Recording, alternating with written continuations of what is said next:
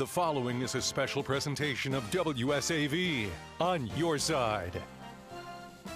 Honoring all who served. There's no single way to honor veterans on Veterans Day. How do you say thank you for suffering grueling conditions, for the long separations, the frequent relocations, the anxiety, the loss, the memories, the community? For everyone who served in the U.S. military, this is your day. This is Veterans Day. You're watching WSAV live coverage of the Savannah Veterans Day Parade. Sponsored by Palmetto State Armory and OpFob.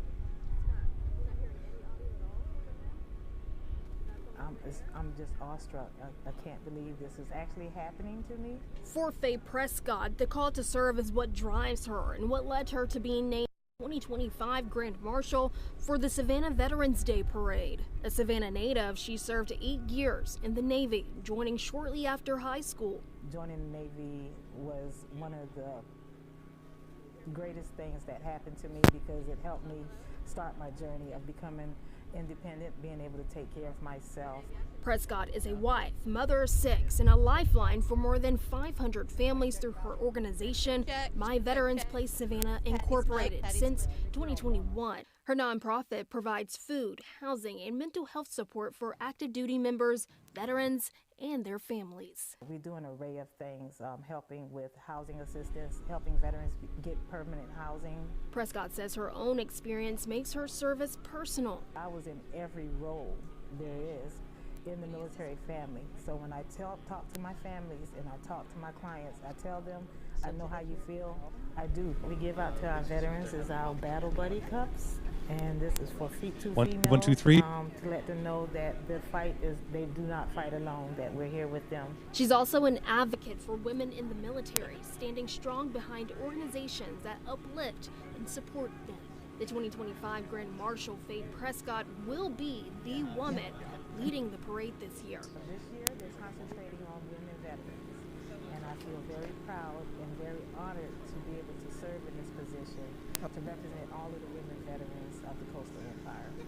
Her purpose, she says, is simple: to serve others. I will be thinking about all of the women that fought to get the positions or the promotions that they wanted to get.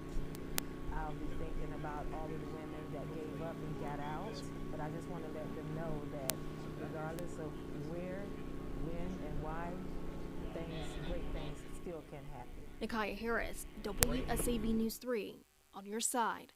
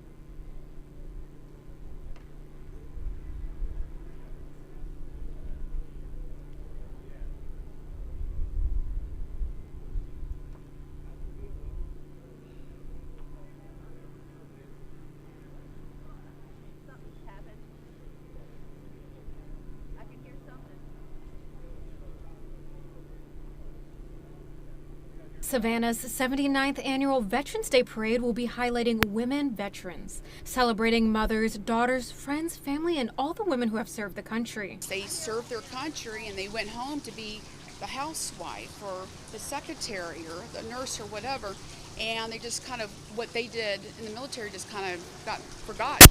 Susie Suttle-Willis with Women Veterans of the Coastal Empire, an organization designed for women who are past service members and active duty to provide them a space to connect and talk. Well, even though we're all veterans in the military, in and out of the military, women are very uniquely different and they experience different things. They also have different responsibilities. Often women are mothers, caregivers, outside of their job or outside of the military. Willis says women can have a harder time as the military tends to be male-dominated. You really need to prove yourself that you're not just this, thing that's going to need help and innocent, whatever, that you're smart enough, you're capable enough. More than 2 million women in the United States are veterans. Willis is one of them. She says she was called to join the military when she was in college, right after September 11th attacks. I was going to school at Armstrong, and when September 11th happened. And of course we get fearful and then we get angry, and I wanted to do something, and I chose to join the military. Willis says she heard countless stories of the guilt women feel, especially when it comes to balancing motherhood. Mom's got to go do drill weekend, got to do all fun stuff, maybe not so much fun stuff, and the kids see that, they are going to go, oh my gosh, how cool is my mom? Women veterans of the Coastal Empire have more events planned for 2026. To learn more, head to WSAV.com, as well as WSAV News 3 on your side.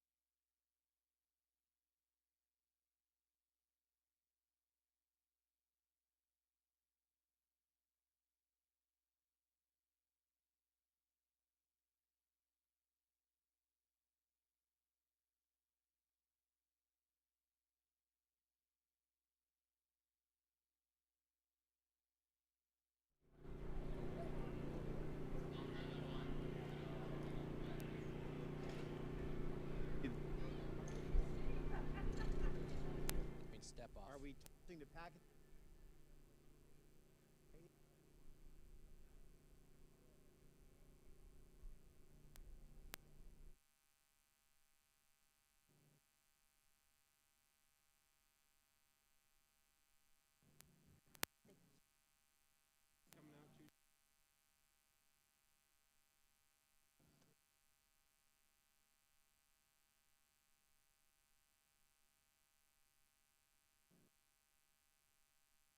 Figure this out.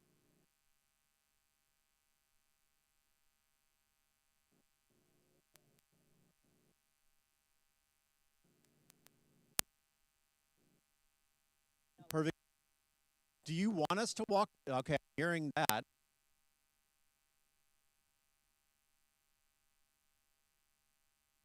Need to.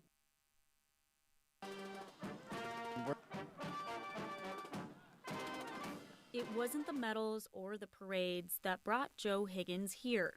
It was the smell of barbecue on Thunderbolt and an invitation he almost turned down.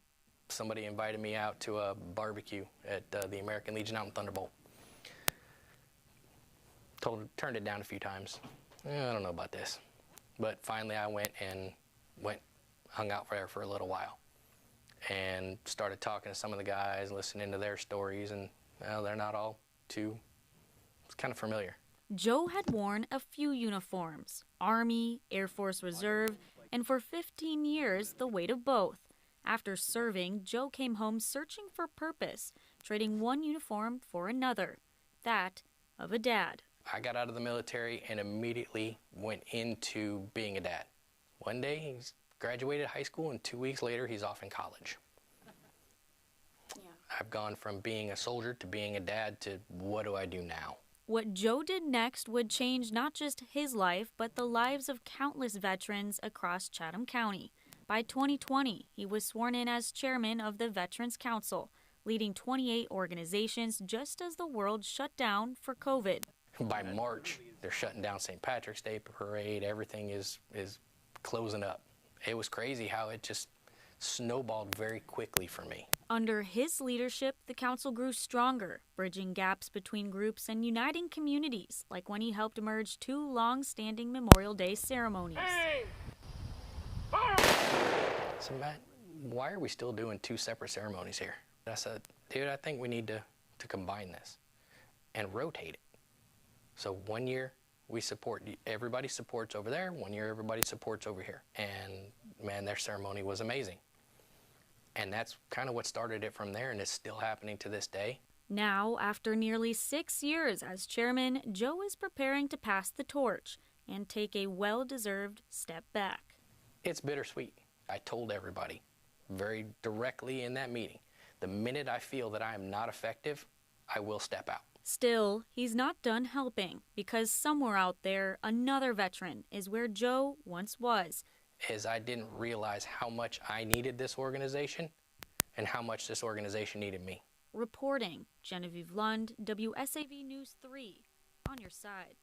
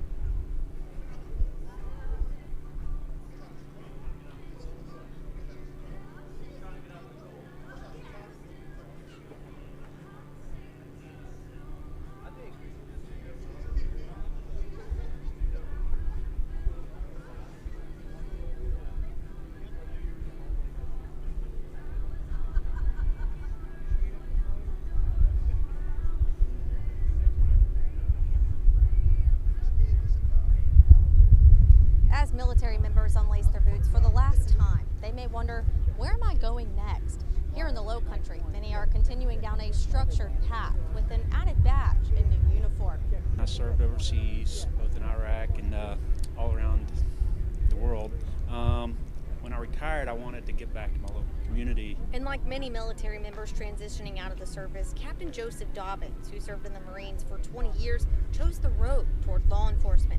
He serves his community with the Beaufort Police Department, whose officer staffing is almost half retired military.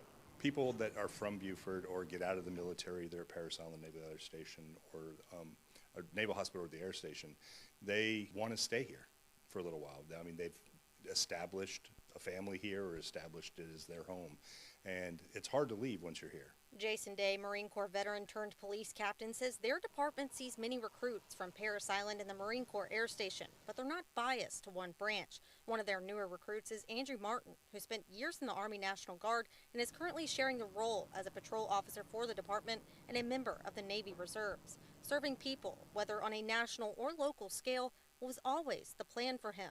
It's just like the military. You are a part of a brotherhood, a very select few. The camaraderie that it comes along with it is fantastic. You make friends for life. You guys go through a lot of stuff together. So it's your second family, essentially. And that mentality is what led he and many other officers to the Beaufort Department. We like the tight-knit family group of the military, and that's what we try to offer veterans a chance to proceed into their next chapter of life. Many of those military members who transition to law enforcement in this area say they wanted the continued structure and brother and sisterhood, but falling in love with the Low Country community was just an added bonus. From Beaufort, Danielle Cobb, WSAV News 3, on your side.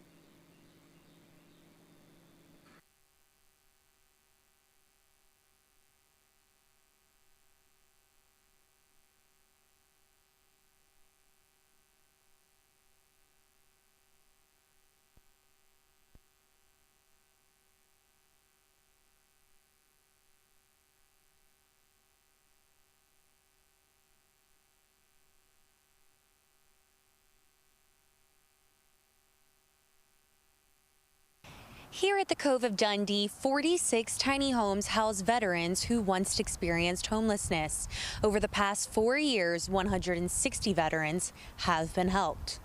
Every single person's circumstance of homelessness ends with a roof.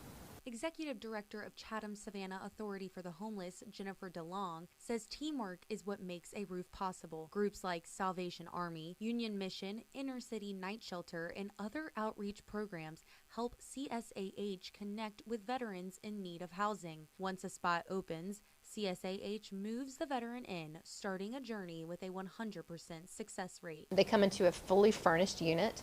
That unit has beds, linens, towels, pots, pans, microwaves, everything that you need to live. So basically you can come from being street homeless to having a house that's all your own. Here, a roof means more than shelter. Veterans get their own home, 2 clubhouses with laundry units, a medical clinic, a walking path, and more. They also get support before moving in, from health and mental health care to receiving their VA benefits they once couldn't access because they didn't have an address. It doesn't seem like an amenity. It seems like something everyone should have the opportunity to have as an address, but when you can't be mailed documents, when you can't get any kind of vital documents mailed back to you, you don't have a secure address, there's not a wraparound to receiving the feedback from those entities that you're applying for services for. So that's one veteran, Reginald Chisholm, served 8 years in the military, some of that at Fort Stewart. While experiencing homelessness, he found help through the Salvation Army and later became connected with CSAH.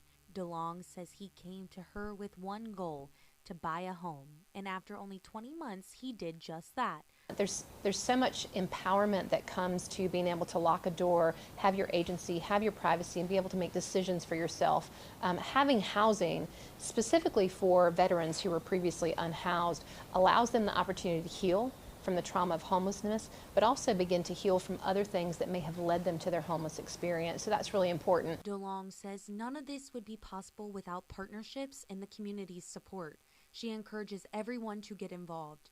Donate monthly, volunteer at events, or simply learn more to help reduce bias about homelessness. Homelessness does not discriminate because life doesn't discriminate. Circumstances, situations, traumas, major medical events, loss of income, the families breaking apart where you had 2 household income that goes to 1 household income. CSAH has been inspiring tiny home communities all around the country, all for one dream: to end veteran homelessness. Reporting in Savannah, Jillian Coles, WSAV News 3, on your side.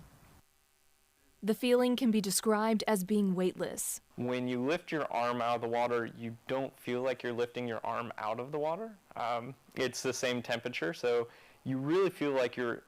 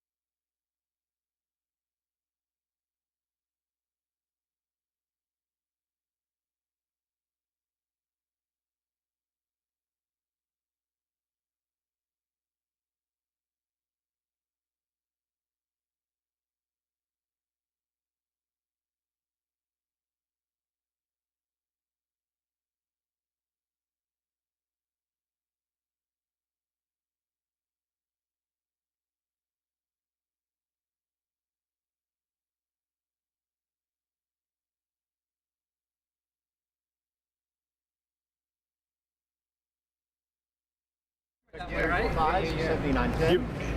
ahead in 45 seconds away. Huh?